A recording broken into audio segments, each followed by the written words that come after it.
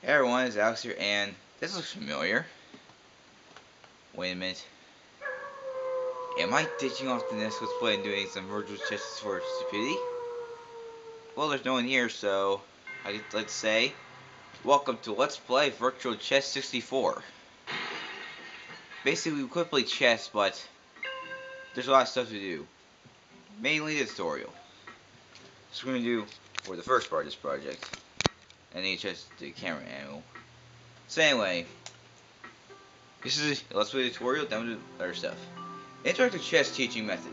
Hi, my name is Tiz, and I'd like to introduce you to a great way of learning chess. That's very simple and lots of fun. The chessboard is a square board divided into 64 black and white squares. First start playing, always make sure there is a white square in the right hand corner. Yeah, basically, this is going to be the tutorial, then we'll move on to the main game. So yeah, I might be slightly blind about this.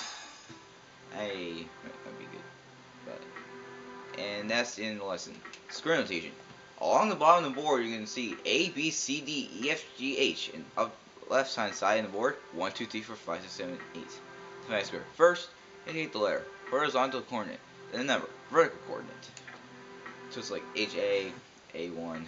Square preferred here is C3. The error principle is the same in other games. This is where C3 is. Because it's in row 3, it's in column C and row 3. And there's E4. Yeah, basically it's part of a chessboard. And this is where square H3 is. You need to know each place of the board is, because you need to know that. Oh yeah, use the C buttons, right and left. You can actually change the board. You turn, click the search G3. D3 is right here. Done. C6. Well Right here. Done. That's the end lesson. Files, ranks, diagonals. On a chessboard, the squares with the same letter are called files. For example, this is file F.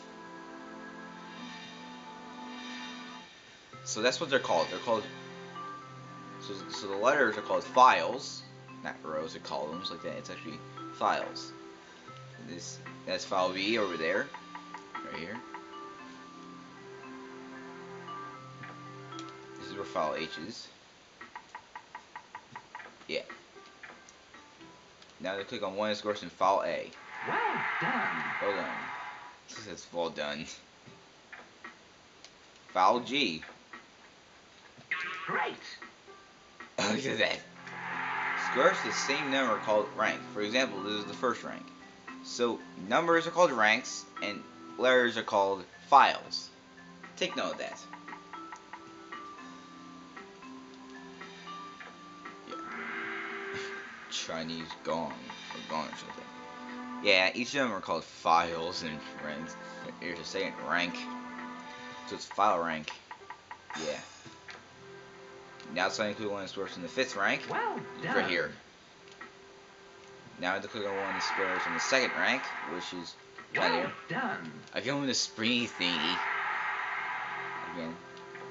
In addition to the ranks and files, we also have what is known as diagonals. First diagonal A1, H8, and diagonal F1, A6.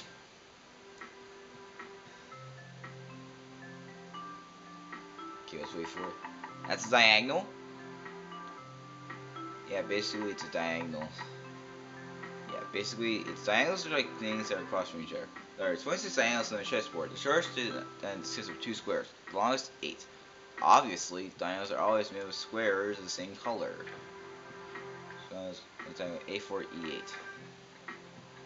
Okay, let's look for it. A4. Great. Right there. That's where the diagonal is. That's one of those 5 squares. F1, A6. Brilliant. Just like for F1 or A6. That'd be pretty easy.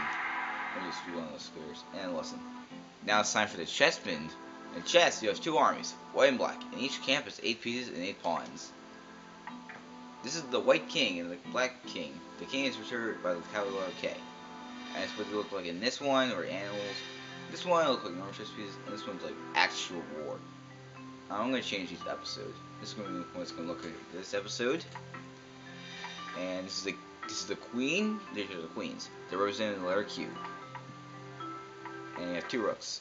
And they are known by the capital letter R. And here are the bishops. They are known for the capital letter B. And then the knights. They're phonetically represented by the letter N. Pawns. They're represented by the letter nothing. Pawns get nothing. Wow, so pawns not given a letter. So yeah, that's the end of this lesson. Chessman layout. Okay, where were you did this? Where were you last lesson? Start a game. Place the pieces on the board as follows. The white pawns on the 8th rank, the black pawns on the 7th rank. So yeah, this is what the layout looks like. And yes, there is many music in this game. So we place them there. The rooks are placed in the corners of the board. Yeah, each of the corners. Right there. And right there. The knights are placed next to the rooks. Knights look like horses. Next come the bishops. I'll show you how much they move in the upcoming lessons. The queen's always placed in a square to their own color. A white square for the white queen and a black square for the black queen.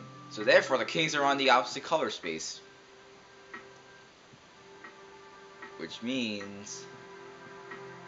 That's right. The 2 kings are actually placed next to the king. Yeah. White square A1 on the left and white square is H1 on the right. And all the keys are correctly positioned.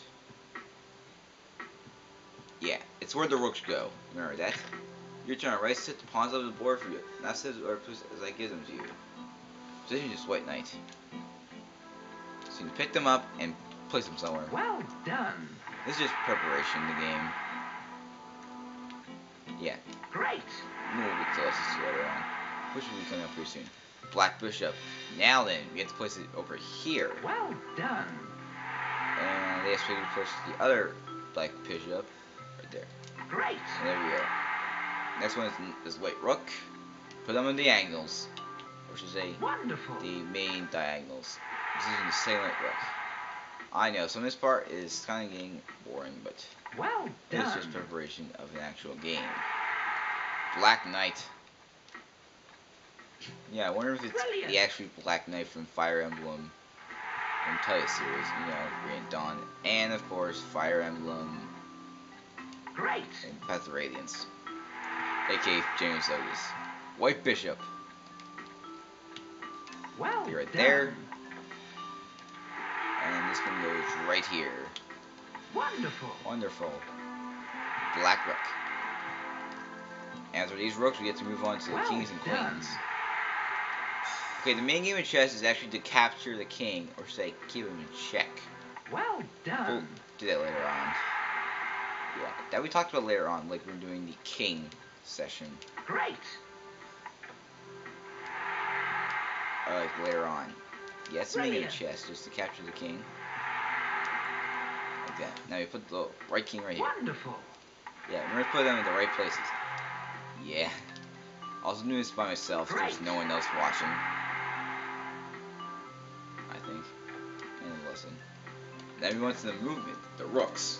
The rook is a piece with a very similar geometric movement. It may move horizontally or vertically any number of squares, so as long as there is no piece, friend, or foe blocking its path. So the rook moves up and down, left and right, as many speeds as it wants. And the total moves it make it 7. It's maximum because basically, yeah.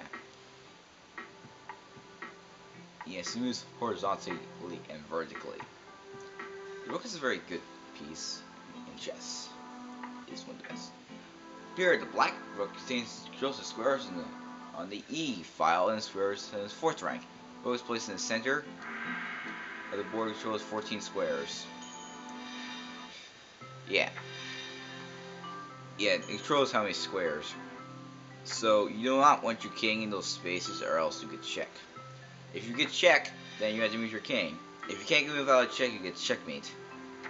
If the king can't make any other move, it's clear stalemate. Your turn. Move the rook to any square available to it. Let's move it down over here. Now we're going to square C4 all the way over here. Well done. That's it. Then move it to C8. Up here. Well done. Then move to square H8. Over here. Well done. Well done. The rook can capture any piece that beats on a square controlled by the rook. If it's white to play, what did I say? Unless with J, E or something. White's turn to move. You would simply move the rook from F2 to F6, remove the black knight from the board. And that's how it captures pieces. Yeah, you have to capture pieces in this game and take them for yourself in this game. And capture. In chess, a piece captures an enemy piece by occupying a square previously held by the enemy piece. End of lesson. If you did not have extended time, this is where we're at end off. We're gonna do the next thing, the bishop movements. The bishop may move diagonally in inner squares, so as long as there is no piece, friend or foe blocking its path. Yeah, it moves diagonally in the game. Yeah, the bishops move in a diagonal position. They move out on the board. They only move diagonal, so be careful. They only move diagonals on the space they start on. Here, the black bishop controls the squares in diagonal A1, H8 is squares, and diagonal G1, A7. So yeah, they control the diagonals of the game.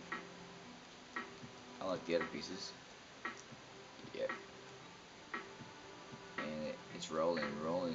A place in the center of a board. The bishop controls a total of 13 squares. Well, not technically the center of the board, because basically the bishop can only occupy a certain amount of squares, depending on where it is. Your turn. Move the bishop to any square available to it. I know. Right here. Well done. Well done. The bishop can capture an enemy piece. That piece is on a square controlled by the bishop. Here, if it's white to move, you would simply move the bishop from H7 to C2 and move the black rook. And therefore, you can capture it. But unfortunately, I don't think there's enough pieces to have enough pieces to beat the game, like win, right to win. But now this is time to do stuff. Your turn. Capture one of two pieces available to the white bishop.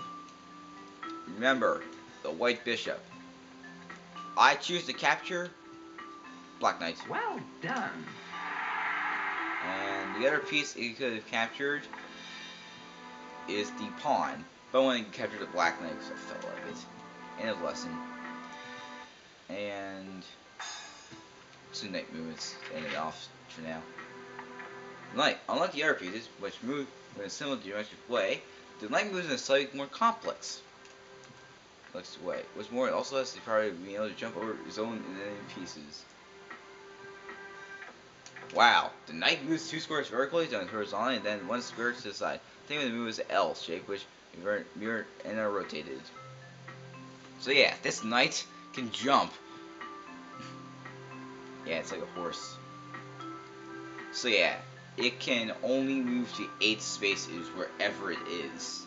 So yeah, it's only limited to that total amount of spaces. And if it's at a wall, the total spaces are decreased, running with information. And yeah, that's what gives you it. And wow, we're almost out of time, so we better finish off this lesson pretty quickly. Yeah, you flashing the squares, you go right there, and it's spinning. Yeah, showing all the spaces where you can go to. Yeah, this might take a while because basically it's just a while to do that. And after that, all that stuff, the hourglass moves on, and then it just keeps going and going. Probably when it's done moving. Alright, here's the black place in the black square. D4 controls 8 squares. The squares C6, E6, F5, F3, E2, C2, B3, B5, and B5. Yeah. Oh, there's anything else? Yeah. Drawing the squares. And next time we will get back to where we were. So yeah,